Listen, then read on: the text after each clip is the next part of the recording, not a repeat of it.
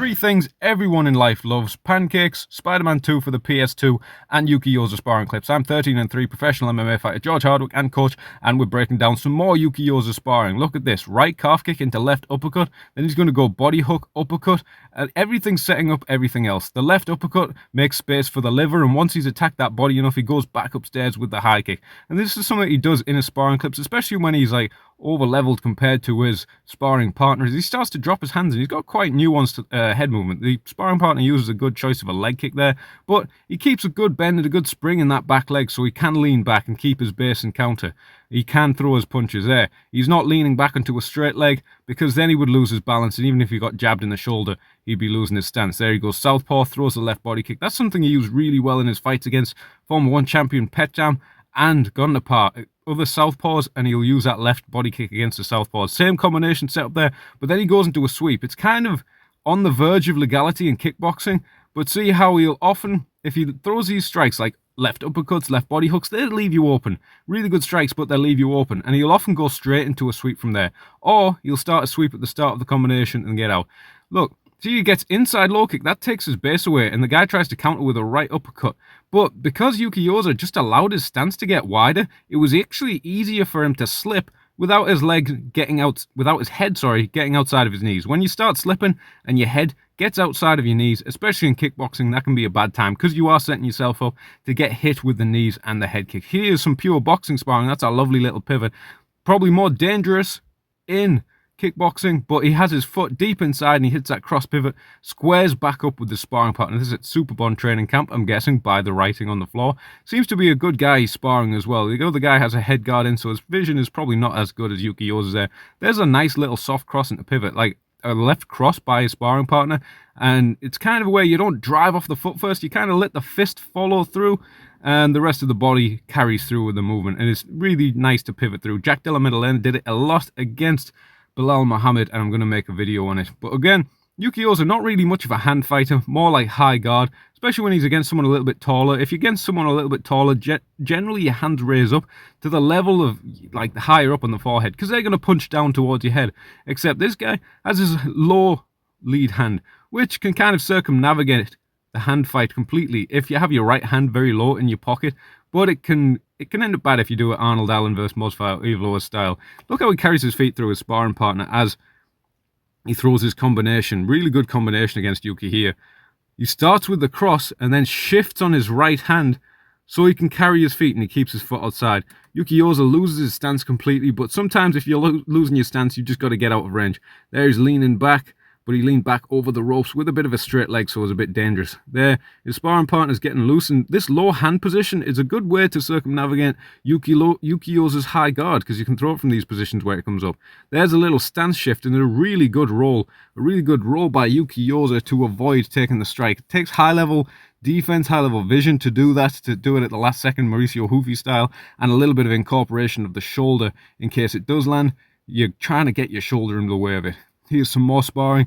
Here, K1 Sagami Onocrest Gym.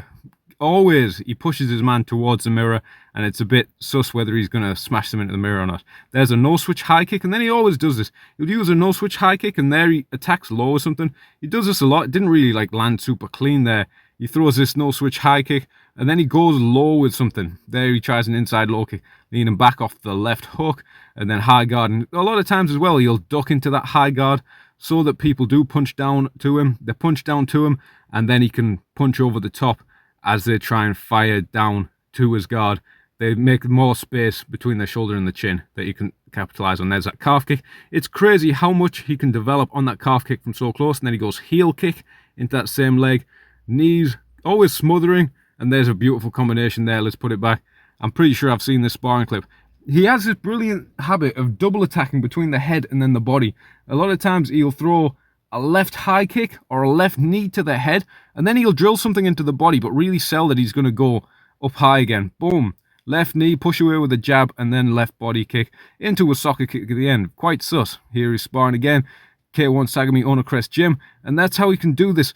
Multiple shots off of the lead hand. And again, that can leave you open. When you go on uppercuts and body hooks concurrently at such a pace, it can leave you open, and getting back to your own guard can be quite tricky. So you'll often use this kind of barely legal foot sweep kind of outer reap that he does a lot. So he goes here, uppercut, body hook, uppercut, and before he can counter, he just uses that instep and a little push, and then they're off balance. You know, glory kickboxing used to be really strict on the rules of pushing, but you'd end up with clinch fest fights.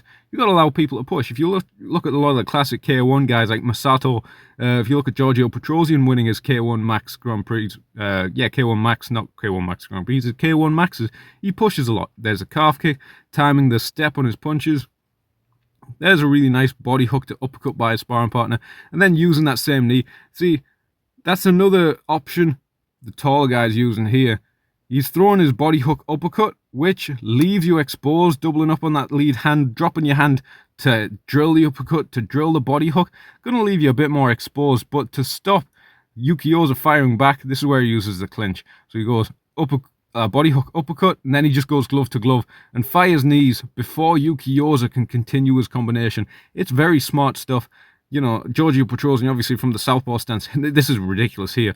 Right body kick to left uppercut on opposite sides on one leg so high. I've seen him do it with a low kick before, but we're going to have to put that back again because it's so sneaky. Obviously, you're going to sacrifice a little bit of power having that leg up high. Boom, boom. But it's so sneaky, it's going to catch someone.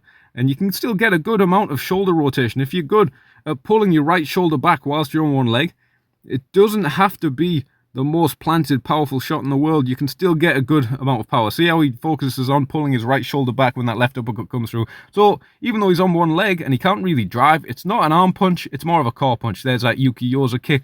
Boom. Should be theoretically more effective because his sparring partner has his foot turned out. If the back foot's turned out, they're probably not going to take it as solid. Knee feint into jab, and then he uses his head movement. He did like a shoulder roll there, but it kind of worked because he accepted going on the back foot with it. If he pushes forward with that low hand or tries to hold his ground, people can find a way around it. Kind of like how in the boxing spar we just saw, his sparring partner found some ways around it. Here, just kind of playing around towards the end of the round, touching some inside low kicks, fakes a low, and goes with the right straight. I've been George Hardwick. If you like the stuff, subscribe to the channel. Send me any links of good Taiwanese kickboxing spars that you can find. I love to break this stuff down. So if you can find it, if you have a better read of these languages, send them to me. I love them. I'll appreciate it, and you'll get 10 points in pancake land, whatever that means. Today's probably too hot. Probably about to hallucinate. Vauxhall Astra's steaming up. Subscribe. Check out Patreon. Thank you very much.